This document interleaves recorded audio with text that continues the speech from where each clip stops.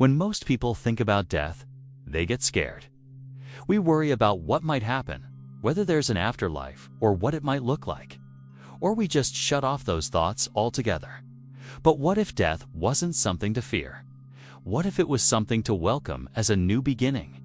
That's exactly what the ancient text known as the Tibetan Book of the Dead proposes. Written around the 8th century in Tibet by the Buddhist master Padmasambhava, the text offers guidance on what happens at the moment of death, during the intermediate state between lives, and at the time of rebirth. It paints a picture of a journey through different states of consciousness, showing us that death is not an end, but a passage into something more. But before we explore its core ideas, let's take a quick look at its early life and background. Now, the history of the Tibetan Book of the Dead is a bit of a mystery. The text is attributed to Padmasambhava, legendary 8th century Buddhist master who is said to have brought tantric practices to Tibet. He's credited with having written many texts, including the Tibetan Book of the Dead, which is also known as the Bardo Thödol. According to tradition, he composed the text when he taught the Dharma to King Trisong Dortsen. However, scholars now believe that the text was actually written around the 14th century by Karma Lingpa, a treasure discoverer who found the text hidden in a cave according to instructions left by his guru. The term terma refers to these hidden teachings, which were meant to be discovered in later generations. Karma Lingpa was considered to be a terton, someone who discovers these hidden teachings. And the Tibetan Book of the Dead is one of the most important terma texts in Tibetan Buddhism. Now, let's dive into the spiritual and philosophical evolution of this profound work. Tibetan Buddhism teaches that when we die, our consciousness goes through a series of transitional states called bardos. From a Tibetan perspective, death is not the end of our existence. Instead, it's an opportunity for liberation. Liberation from what, you may ask? Well, from the cycle of birth, death, and rebirth, which we all know too well. So the goal of Tibetan Buddhism is to help us understand and navigate these bardos successfully. This understanding can help us transform our relationship with death and dying, and ultimately achieve enlightenment. According to Tibetan Buddhist teachings, there are 3 bardos that we need to go through. The first is the Chikai, or the bardo of being, which refers to the moment of death. At this time, our consciousness is still tethered to our physical bodies, but is starting to move towards the next stage. The second is the Chanyed, or the bardo of seeing, which is the visionary experience of peaceful and wrathful deities that occurs after the consciousness leaves the body. Finally, we have the Sidpa, or the bardo of becoming, which marks the transition to a new body and the beginning of a new life. These 3 bardos together form a continuous process that leads to rebirth. Now, here's where things get interesting.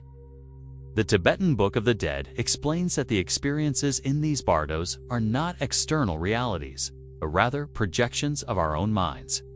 In other words, our consciousness creates these visions as it moves through the different stages of death and rebirth.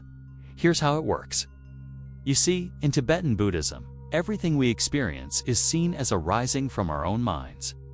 Our perception of the world around us is actually a mental construct. It's not objective reality itself. When we die, our consciousness continues to function in the same way. It creates visions based on our beliefs, experiences, and mental state at the time of death. So what do these visions look like? Well, according to the text, as the consciousness leaves the body, it encounters a series of visions that can be both terrifying and awe-inspiring. Some visions may be peaceful, featuring scenes of light, love, and beauty, while others may be more frightening, depicting wrathful deities and images of hell. These visions are not meant to be interpreted literally. Instead, they symbolize the different aspects of our consciousness. The peaceful visions represent the potential for enlightenment and liberation, while the more challenging visions reflect our attachment, anger, and other negative emotions. These visions act as a kind of mirror, reflecting back to us our deepest fears and desires. By confronting these visions with clarity and understanding, we can begin to let go of our attachments and move towards enlightenment. Now, you might be wondering why it's important to understand this concept of the Bardos. Well, for starters, it can help us reduce our fear of death. When we realize that the experience of death is mental and not just physical, we can start to see it as a transition rather than an ending. This can be a source of comfort and solace, knowing that our consciousness will continue to exist in some form after our physical bodies die. Additionally, understanding the Bardos can also help us live more meaningful lives. By recognizing the impermanent nature of our existence, we re-inspire to make the most of the time we have and to pursue enlightenment with greater urgency. Moreover, studying the Tibetan Book of the Dead can help us develop compassion for all beings. As we learn about the different Bardos and the challenges that arise during the process of death and rebirth, we become more aware of the suffering that exists in the world. This realization motivates us to help alleviate that suffering and to work towards creating a better future for all. Now, let's discuss the influence and legacy of this remarkable text. The Tibetan Book of the Dead has had a profound impact on Western thought and culture. Its teachings have influenced various fields such as psychology, literature, and spirituality.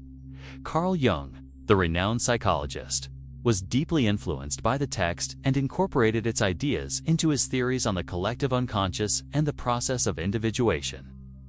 Jung saw the Bardo experiences as a manifestation of the Psych-S attempt to integrate the conscious and unconscious aspects of the personality. Writers like W.B. Yeats and the artist Georgia O'Keeffe also drew inspiration from the text, using its imagery and symbolism in their work. One notable figure in the West who was captivated by the Tibetan Book of the Dead was Timothy Leary. The psychedelic guru reinterpreted the text through a drug-induced lens, aligning the Bardo experiences with the altered states of consciousness achieved through psychedelic substances. For Timothy Leary and his followers, the text provided a spiritual framework for their psychedelic journeys, which they believed could lead to a deeper understanding of reality and the self. Now, let's explore the broader cultural impact of the Tibetan Book of the Dead. The text has been translated into numerous languages and has been widely read by people from various spiritual and religious backgrounds. It has also inspired artistic works in various media, including film and music. However, despite its popularity in the West, the Tibetan Book of the Dead remains shrouded in controversy. Some critics argue that its mystical teachings are too esoteric and difficult to understand, while others contend that its influence on Western culture has led to a distortion of its original meaning. These criticisms highlight the challenges of translating ancient spiritual texts into modern Western contexts. As we come to the end of our exploration of the Tibetan Book of the Dead, let's consider its ultimate message. The text teaches us that death is not something to be feared, but embraced as a profound passage into deeper states of consciousness. To truly awaken to the nature of reality, we must prepare ourselves for death by cultivating wisdom, compassion, and mindfulness. The Tibetan Book of the Dead serves as a reminder that life is precious and that each moment is an opportunity to practice.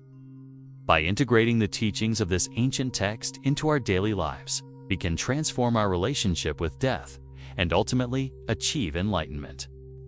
Thank you for joining us on this journey through the timeless wisdom of the Tibetan Book of the Dead. If you found this exploration of near-death experiences and the afterlife insightful, we invite you to subscribe, hit like, and stay connected. Your support allows us to continue sharing these profound teachings and fostering a community of learners. Together, let's embark on a lifelong journey of discovery and growth. Until next time, may your path be filled with wisdom and enlightenment.